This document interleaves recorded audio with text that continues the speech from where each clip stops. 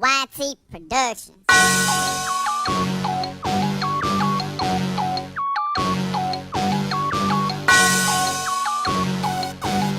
Yeah.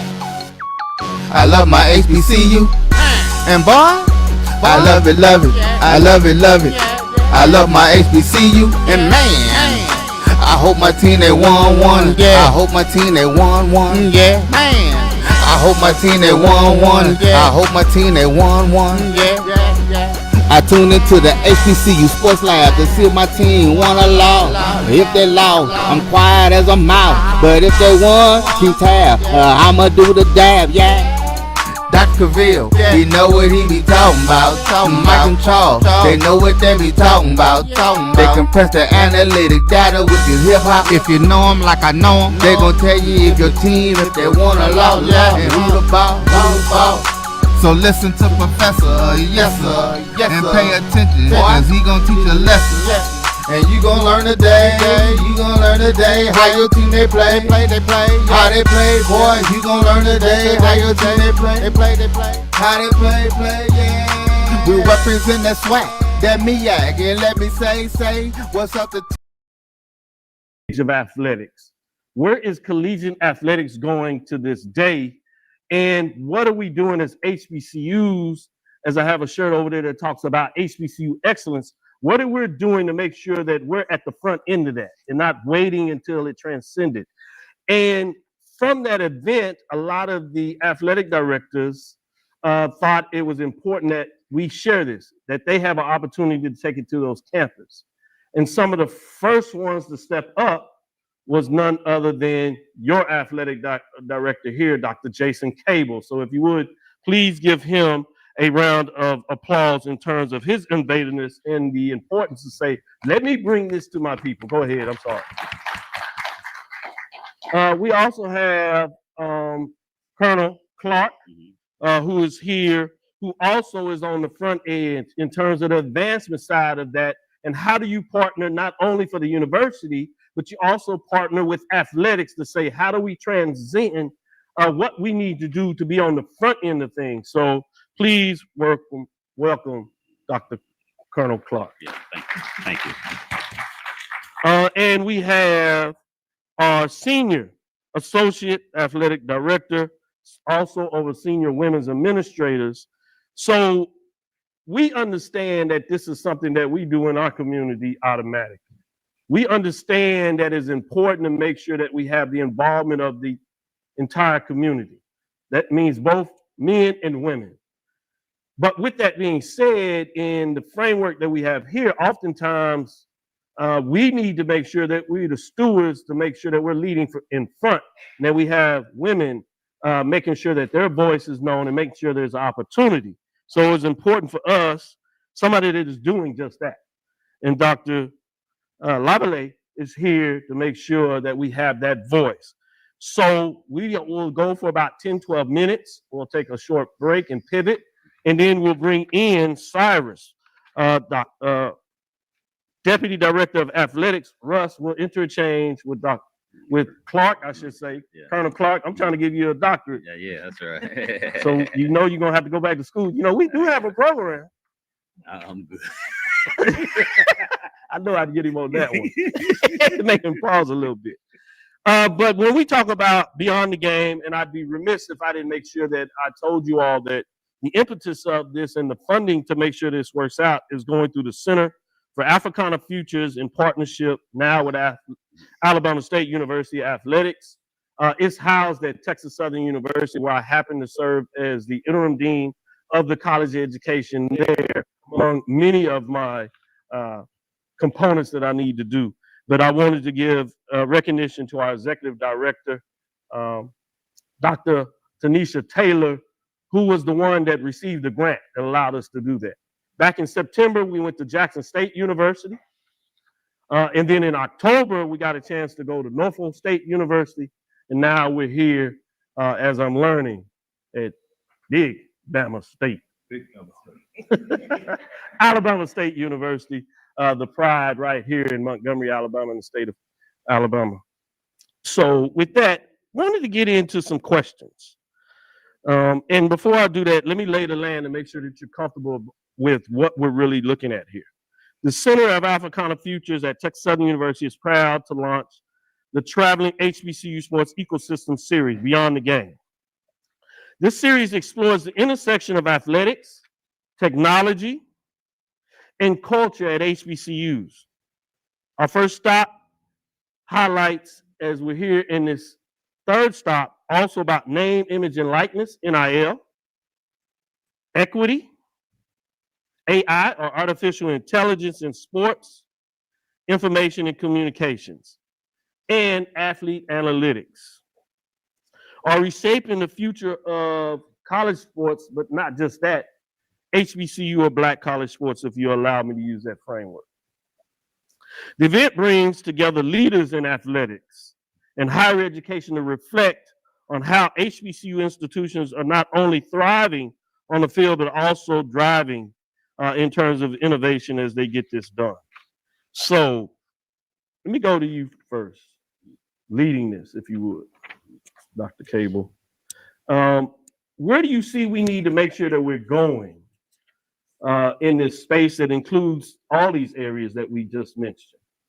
Well, first, let me recognize ISTAP. I support the athletic program. They've done a phenomenal job for more than 25 years, contributing to our athletic department, over $500,000 received. And so to have that presence, have that dedication over the period of time that they've been committed has moved mountains for our department and our student athletes, and they continue to do so.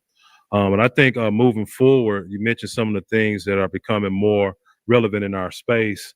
We look at artificial intelligence. How do we leverage AI to generate revenue for athletic departments? One area that I can think about right off top is marketing. Right, marketing is something that can probably be AI generated. How do we ask and get people involved and engaged in the athletic program outside the walls of the institution? I think there are some tools there that we can utilize that we need to explore. We look at name, image, and likeness. We have opportunities to train student athletes in a way that they can secure their own name, image, and likeness contracts. And then we have revenue share. So the institution has the opportunity now to pay directly from the institution to the student athlete, which is a little bit different than name, image, and likeness. Name, image, and likeness is just what it says. You got to have someone that wants to invest in you because of who you are. As an institution, we can invest in student athletes now just because they're on the team.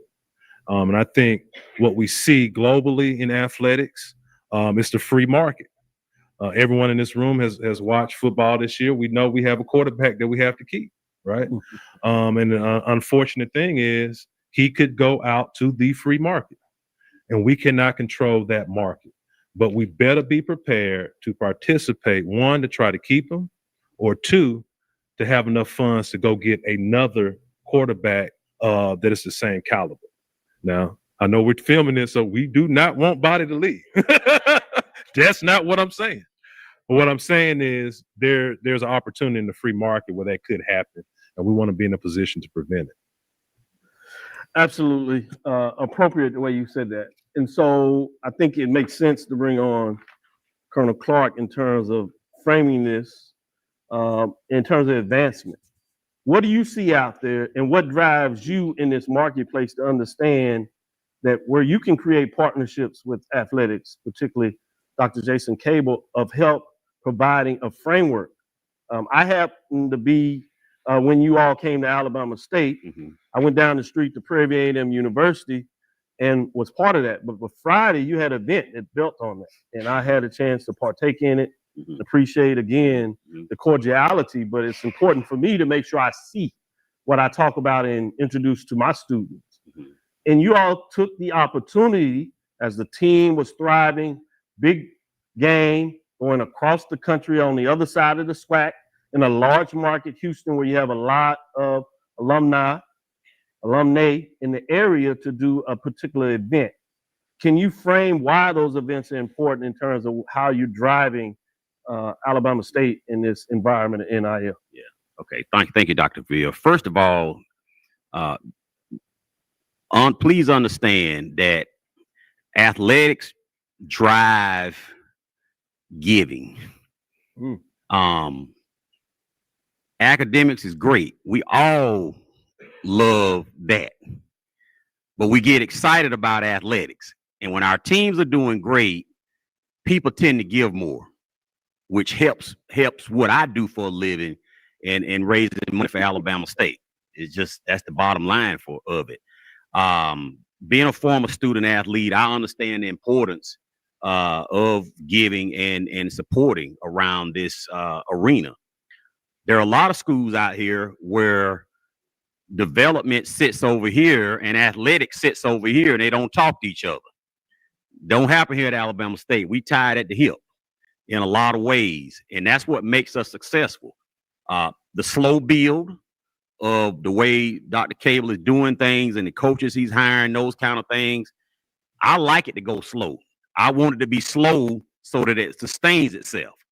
And what we're doing right now, and some of the things we're actually doing, even when the SWAC and bringing my counterparts together, what actually happened last year at the SWAC basketball tournament, to talk about how we as VPs of advancement can help our athletic directors. Those discussions are starting to happen. I think it's important. The other thing I will tell you, as we raise money toward NIL, I mean, it's housed in the foundation, right? The audits are clean. You don't have no problem. You can look in the books if you want to. When we move money, Dr. Cavil direct that it be moved, okay? But I can assure you that we're taking good care of whatever dollars that are coming over there to support athletics. And we'll continue to do that and stay in compliance in that manner. But I want us as a conference, all my counterparts, to do the same thing that I'm doing here and help elevate, work together with your athletic departments to try to continue to elevate this great product we got in the SWAC. Great framework about that. And I want to go from this in terms of brand identity to you, Dr. Genese Lavalais. And if you build that out, the perspective that you bring to the table, that if we're not careful, if we don't make sure that we cover all those spaces and all the brain thought that sees things differently. Can you talk about the importance of leading from in front, from your perspective, as you see what Dr. Cavil talked about in terms of emphasizing where we are out there, and then Colonel Clark talking about supporting that in a different way where athletics is the front porch, to make sure that we balance off that academic and athletic side, but push where we can get the most dollar. Can you talk about that brand identity and what that looks like from your perspective? Well, actually, you know, I support Dr. Cavil. He's the visionary, and we lead, and we make sure that he's looking great, you know. So we take everything that he wants to do in within athletics, and it's very important for brand identity. When I think about brand identity, I think about how we have done so much branding and as Colonel Clark talked about, you know, slow branding and slow the slowness of it, I guess, but it's still fast as well. And so but I think that it's very important for us to enhance that. No, that's fine. I mean, I think you're really on to something when you talk about the need of that brand identity. But let me follow up with this perspective.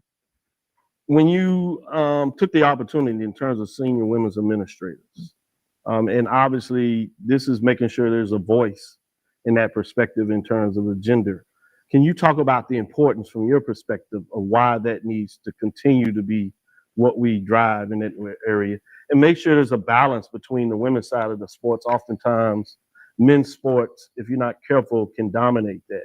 We're not saying that either is more important than the other, but where do you see that in this frame? So I think that whenever it's in terms of like representation, if I was looking at a post that someone talked about how in 2017, this Dr. Kiki, she was the only the first or the only AD in Louisiana. So if you can't see it, you're not going to be able to Barnes see it. down there at Yes. Dillard, now the commissioner of the HBCU Athletic Conference. Yes. And so I feel like that's very important for women to be able to see representation of other ADs so that they can aspire to be in that space as well. I also think about how we brought over, Dr. Cavil talked, he brought over women's flag football. And women's flag football, it was something that it gives an opportunity for our student athletes another opportunity for women to have representation in that sport. And so it's very important that we have a balance of that. And even if you take a look at how we have hired just different coaches, we have looked at, like, we hired women's soccer.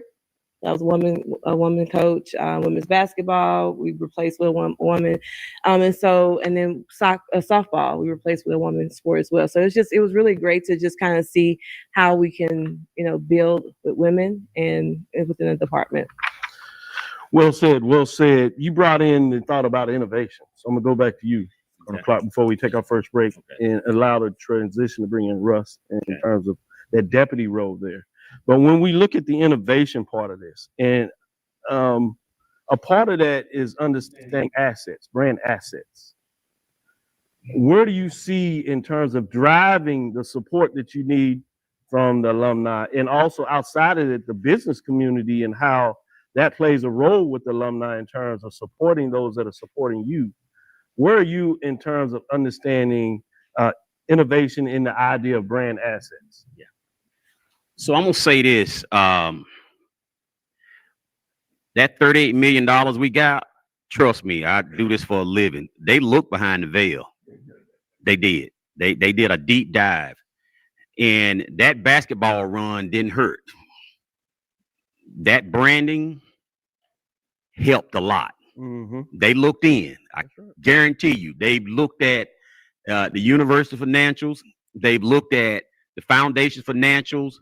But the brand that's coming out of athletics gets a lot of attention, which is helping people knock on doors. I know on the athletic side, I see their marketing partners come to fruition a lot. Okay, I talk athletics every time I get in front of somebody. I'm thinking about raising money for the university, right? And I see where there is a space for athletics. I'm going to always insert it. As it relates to our alums, little bit of respect for with season tickets. We want more. Dr. Cavil ought to work up January 1st, and when we don't have no tickets to sell, because we got enough season ticket holders. That help his scheduling. Okay. Coming and supporting the team. I saw it on the road this year. Alumni motivated. Okay. Houston, where you were there. I saw it. That one NIL fundraiser, brought a quick $18,000 in. Okay. Going to the bottom line. So we going to end up 10-2. I'm already calling it. And it's going to make this year-end ask a lot easier. What I encourage each and every one of you, alums, y'all know friends and classmates. There you go. If they have not given to this university, I'm going to ask them to give. If they're not season ticket holders in any sport, I'm going to ask you to have them buy season tickets. If we get behind this athletic program and start to infuse some money in it, I see a separation coming. I see us starting to pull away from everybody else. And that's the way I want it. I want to dominate, period. I think everybody here want to dominate. But we got to make the investment. We're making it, but there's so much more we can do. One of my things for this next coming year is our National Alumni Association making a financial commitment to athletics as part of your fundraising. Foundation gonna continue to do it, but I want to get the NAA involved as being part of this overall fundraiser. So look, Doc, at the end of the day, we keep winning. It makes that ask easy. We're gonna transition into basketball, golf's winning, volleyball, everything is winning. And I hear it out here in this space. Yeah, I already saw and what's amazing when you talk about that leading from in front, everybody else is watching. Yeah. And so I've seen it because that information about what you all did with the basketball season, seat capacity and how those were sold out, that got around.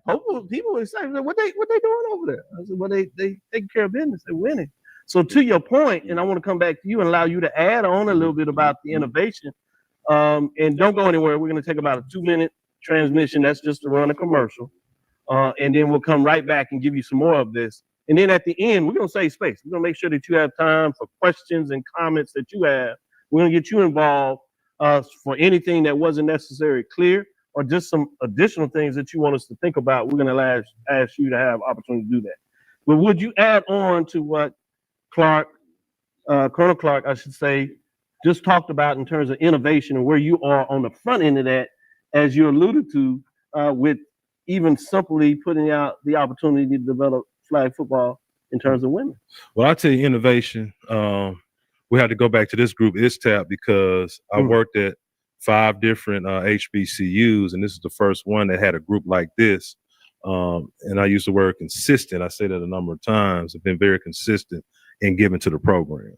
And so there is room for ISTAP, there's room for NIL, and then there's room for revenue share, right? This group right here supports all athletic programs. They have a formula. Like even right now, our cheerleaders, right? They are participating in the bonding activity by virtue of the funds they receive from ISTAP. And so those things are happening. And as an example of what you guys do. You're doing your work. But you mentioned assets innovation. And so I have a phenomenal team. Dr. Lavalais is here. Keith McClooney, the Senior Associate Athletic Director, External. Stephanie Thompson in Compliance. Cheandra Glass, the Senior Associate Academics. And then Deputy Cyrus Russ is here as well. And when you talk about innovation from the Brain Trust, and Coach Hurd, I didn't forget about you. I'm coming back to you when we start talking about championships. But you're talking about the Brain Trust as relates to innovation and assets. We sell everything, right? If you see the video board, like we've run out of space on the video board as relates to selling ads during football games, right? Like if you're there, you probably get tired of seeing the video board light up with, you hear the reads. We have to do that to pay the bills, right? If you look at the video board, if it's not a game and you drive past the stadium, you'll see the video board and you'll see different partnerships flash up, right? That's by virtue of innovation, using our assets, even when we don't have a game, making sure that we're utilizing the board to generate revenue for the athletic program. Those are the things that you continue to do when your money is working for you, so to speak, right? We had a partnership with Woodford Reserve, right? When we partnered with Woodford Reserve, we was able to sell bottles through the foundation to support athletics. And Dr. Cavil received one of those bottles. You just don't know. You owe me some money for that. And so there's so many ways, right? We cannot stop thinking about ways to support our program, right? It's impossible to tap out of all the opportunities we have and all our assets. You'll see the tents on the field. We have the cabanas through the foundation, but then you have the tents on the field that we added to directly support NIL, right? So you can get a field suite now. Now that's right. It's like you may get hit, you know, your head on the swivel, because we were pushing for space, but we had to be aggressive in terms of trying to support the athletic program. So as it relates to innovation and assets, I think we're right out in front, but I tell our coaches that it's just like participating in a NASCAR race.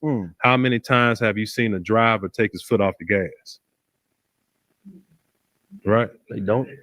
If you do, somebody's either going to catch you, they're going to pass you up, or you're going to get in an accident. So we want to be so far ahead. We want to keep our foot on the gas. When we have to make a pit stop, right? Even when we come out that pit stop, nobody can catch us. And so that's the way we view monetizing our assets and participate in innovation throughout the department. Thank you for that. This is the HBCU Sports Ecosystem Lecture Series, Beyond the Game, here at Alabama State University. We'll be right back after a 2-minute break. Stick with us. We'll have a quick transition, and we'll get right back into it. Thank you. Again, I am Dr. Kenyatta Cavil, the moderator for today. I am Dr. Kenyatta Cavil, and I'm here with HBCU Sports Ecosystem Series, lecture series, I should say, here at Alabama State University, part of the Center for Africana Futures, in partnership with this great institution. I got a chance as we come back. I'm going to jump right in and get you involved real quick, Cyrus, Russ. He is the Deputy Director of Athletics here at your Alabama State University. And so I wanted to get you involved, and you heard the discussion we're talking about. But from a event development side, I wanted to ask you, what does that look like when you are looking at event development and creating new events, or creating the events that you have to stand out in a more innovative way? What do you think about when you're driving that from the leadership perspective on to everybody else and around? So we always think about being aligned first. So any events that we have, we want them to be in alignment with the vision of the president of the institution, also with our athletic director. So it starts there. And then from the alignment perspective, we want to make sure that we are providing events that also engage our alumni, our donors, and our fan base.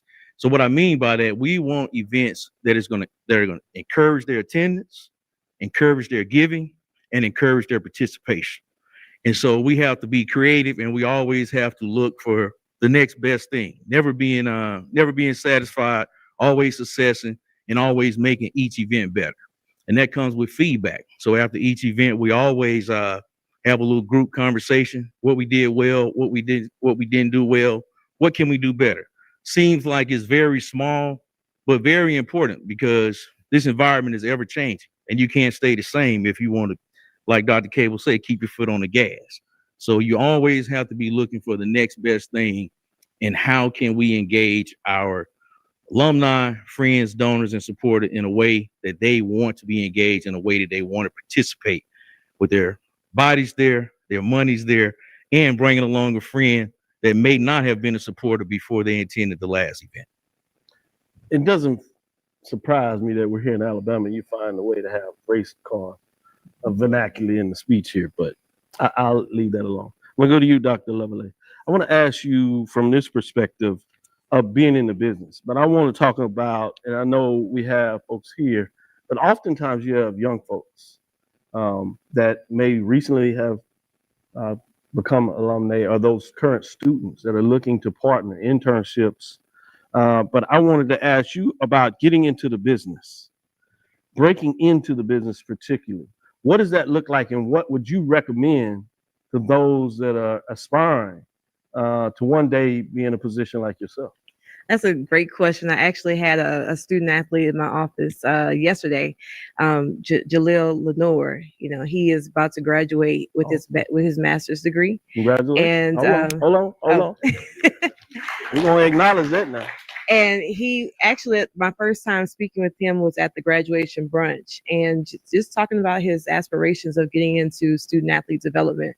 And so he stopped by my office yesterday, and he talked about just trying to get more information. So I shared with him, you know, some of the things in my journey of how I was able to break in. It wasn't easy back then, but I shared with him that even back then, like, I would go and look at different bios on the website. I joke with Dr. McClellan as well, because I remember whenever we had MapQuest, I would go to Texas where my line sister was, and I would just go to Texas Southern and Dr. Dwala and Bishop, yes, and Dr. McClellan. They actually let me speak with them. Okay. And I was trying to break into athletics, but I shared with him on how he could do that, you know, just networking, finding mentors, and, you know, just being a sponge, being a student always.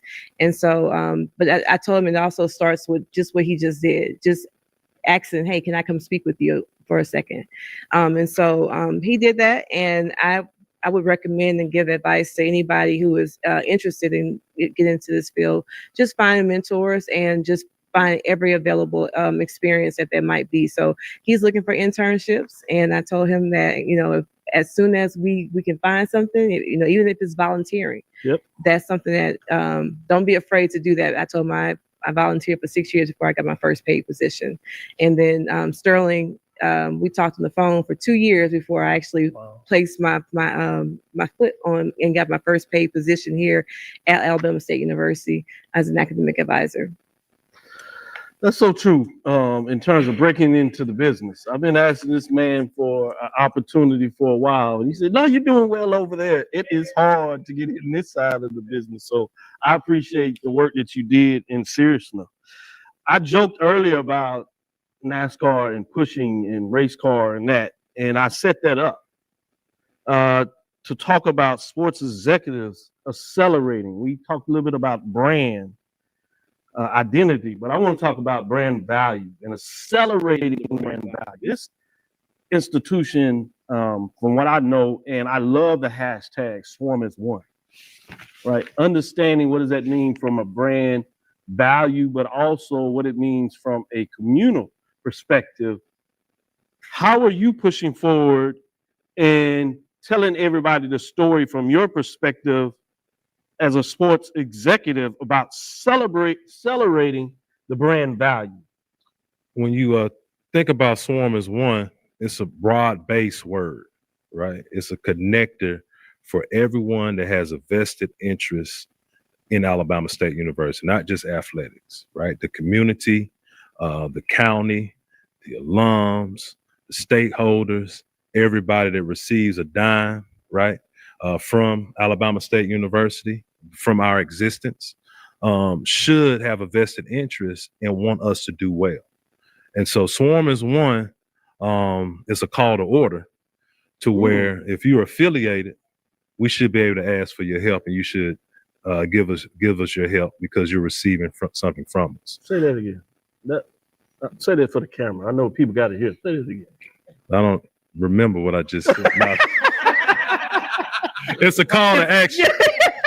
Swarm as One is a call to action. The reason why I don't remember because it's just something that I believe, right? And it's something that comes very natural. And when we engage with people, we have that mindset. That's right? good. It's not will you, it's how much and when. And we're not even just talking about money. We're talking about your time. We're talking about your resources. We're talking about your talent, right? You can do something to make us better. And we're gonna challenge you to do that. And I can kind of walk you through an event that kind of showed the mindset of Swarm as One. We had an event, basketball tip-off classic, where we had Penny Hardaway to come and also Cynthia Cooper to come. And that came because of a relationship our head coaches had with those two individuals. We sat in the room and we had the thought process, well, we should bring them down, right? And in bringing them down, we had who there? The community. We had alums there. We had our student athletes there. We had people that had a vested interest in the program there because they saw the Swarm as One in action. Well, we worked together to put our brand at the highest level, bringing in people that you wouldn't think, right? We had an interest in Alabama State. Penny Hardaway will always come back. He could not believe the facilities as he walked around, right? Okay. And he just whispered into my ear like, man, I didn't know you guys had this, right? Cynthia Cooper, I mean, if you ever have a panel, you definitely want her on the panel. Like her personality is just illuminating. Yeah. And so that event in itself, it raised money and it brought everyone together for the same interest. So I have to get a shout out to Keith McClooney, who ran point on that event. All the staff worked very hard on it, but he ran point on it, and it was very successful in a way that it made national headlines. And so that's just an example. When we talk about Swarm as One, I think that event kind of captured what we mean by that. Perfect way to put in our segment for the Center of Africana Futures in partnership with Alabama State University Athletics, presenting the HBCU Sports Ecosystem Series. I promised to give a couple of times in case you had any questions that you want to share before we use our parting words. So this is the perfect time. We can make sure we get a mic to you to ask the question. So just raise your hand if you have a question that you want to make sure that we get to the panelists? Well, it looks like you answered. Go ahead. We got one here.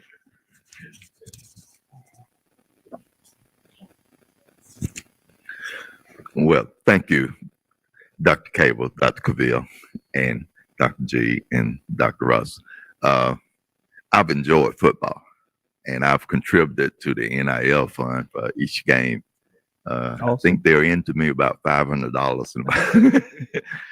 My question to you, will we have a point sharing for basketball? Has that, I know it's difficult in how to put that together, but it's an easy fundraiser. See that QR code up there? Yeah, but that's my question. Good question. Because you asked the question. Just because you asked the question, we will have one. Yeah. So, which is the need to be innovative, as we talked about. And that's why we have these sessions, because we also need to know what you're looking at, what you're seeing, where can we take what we're doing, how can we do it better? Where can you see new opportunities for success and win? So this kind of environment is why I take the time to move around and set this up, to make sure that you all get a chance to visit with your athletic leadership team. And I know you do it in other environments, but also it's an opportunity for us to share this throughout the SWAC, the Southwestern Athletic Conference, that we happen to be members of. Also what I call the HBCU sports diaspora, right? How do we make sure that we're sharing, that we push and lift as we go? While we want to dominate, and trust me, I understand the need to win, but part of that dominating is pulling others along with you, so you have the ability to keep pushing yourself as well. So thank you for sharing that question, that perspective, and now you see action will take place with that. Any other question before we wrap this up? I know you all are extremely busy and have a lot going on, but we wanted to take a little bit of your time and make me share that. Any other question? We do have enough. Great.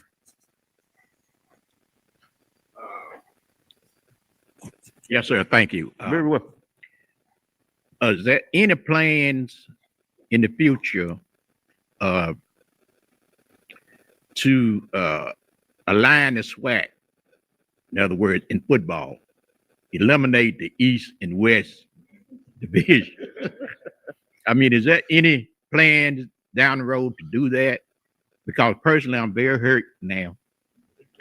You know, we were so close, but didn't make it. And the first thing that came to my mind was the fact that we were realigned, then 1 and 2 would have been, but anyway, that's my question. I don't know whether that's right. No, that's a fair question. I think it's an appropriate question. And it's a question on a lot of people's minds. We get there. I'm going to tease this out a little bit. And a lot of people thought the matchup, if you do the tiebreaker, and I'll let you close it out and see if you want to add anything. But there's a 10-year schedule from the conference office. Let me say that first. So that's one of the things that would have to go through. And I think we're at year 6, or 5 or 6? 6 in terms of that rotation. And so that would be a challenge about what that looks like. I think some Jackson State folks were trying to blame you all for putting that out there, but it was actually them. And the odd thing is, if you use the tiebreaker system we now have for a 3-way, and this is probably going to hurt you a little more, is it would be Jackson State that would be on the outside looking in, because the tiebreakers are based on playing each other, and all 3 teams didn't. Then you have common opponents further down, which would have been Alabama A&M and Mississippi Valley State. Everybody was 2-0. So you get way down to the 4th, 5th tiebreaker, which is point differential. And the odd team out would have actually been Jackson State University. So Prairie View would have been coming to Alabama State University. So I don't think that it is realistic over a period of time, because part of the rationale that the presidents and chancellors had under the framework of the Southwestern Athletic Conference commissioner, and it's not really a decision that the commissioner or the office makes. They just implement what comes out. It's something that the SWAs, the coaches have to recommend. Each of them vote on it. If it moves forward, it finally gets to the AD council. and then it gets to the president's chancellors, and they vote on it. So remember, as we're talking about the finances, one of the first things they look at is finances and creating a schedule that has teams flying both ways, where you're already taking one trip and you might have to take multiple trips with a airline. There's going to be even more need to support. So consider that in your answer. And I know it doesn't necessarily make everything right, but those are some of the frameworks that you go to when you need those kind of decisions. Anything you want to add to what I just put there? No, that's a pretty comprehensive answer, but kind of difficult for me to answer that question because I'm for whatever helps us right now. When I was at the conference office, it's a little bit different. Yeah, whatever help everybody. But right now, I agree with you. I love that answer. I think that's the last one. Do we have time for one more question, or do we need to wrap it up? Where are you? Any other questions? Let me do that, and then we will officially wrap it up. So let me give you the last word, and then we'll call it a close. And before we do that, let me say thank you and give yourself a round of applause for understanding the importance of being here. And make sure you pass this on. You will be able to get this on BCSN. You can go to my JBN for those that are familiar with YouTube. We did stream this for everybody to get out there, and we plan to continue these in some format. But let me thank you as a host and being a guest of Alabama State University on athletics. It's been a great opportunity to come to Montgomery and be a part of this experience. Trust me, I've been around the country in terms of HBCUs for a while, doing my media segment called Dr. Ville's Inside the HBCU Sports Lab. But as part of this grant, one of the things I cherish to make sure that we put a platform out there where we get the serious news about how we relate about HBCU athletics and tell our cultural experience, our story, because we see it as important. This was the next iteration of that, to do that from an academic and athletic lens, where we talk about the business part of this. And I promise, with the opportunities and the collegial partnership I have with a lot of the athletic directors across this HBCU space, as well as the commissioners, that we promise to do more of this, give you the opportunity in different environments so you can see inside of some of how things are working out with that. So with that, I'll allow you to do official close, and then we'll say thank you. Well, I want to thank you for the opportunity to be involved in the academic process and the grant and the work that you're doing. Definitely shedding a light on HBCU athletics. We're so valuable and we have so much to offer that everyone should want to be a part of what we're doing, and you're doing a great job of shedding light on it. I want to thank ISTAP for taking time to listen to this segment. What you do for our student athletes is invaluable, and I really mean that. The support that you give, you just don't know. And Coach Hurd can speak to it as well. He knows every year, he has a set amount that he can supplement his budget for what you provide to the program. So just thank you so much. And we want to continue to help you grow. There's anything you ever need from the athletic department, call Cyrus. No. but thank you so much. Let me say this. Please give a round of applause to your entire panel about the work that they do. Trust me, they answer my phone calls all the time, and I'm always quizzing them, asking questions about. We literally took a walkthrough about those brand assets. So when he's talking about this and listening to ideas of what's going on, he's living it. He's living proof. So I want to make sure you all know that this is not just talk. These are things that we see out there in their actual items. So again, let me say to BCSN, my network that allows me to get out here and travel on behalf of the Center for Africana Futures at Texas Southern University, we are endeared to you all in terms of Alabama State University, particularly the athletics that partner with this. And I am Dr. Kenyatta Cavil, and as we like to say on Dr. Cavil's Inside the HBCU Sports Lab, course, lecture dismissed. Thank you.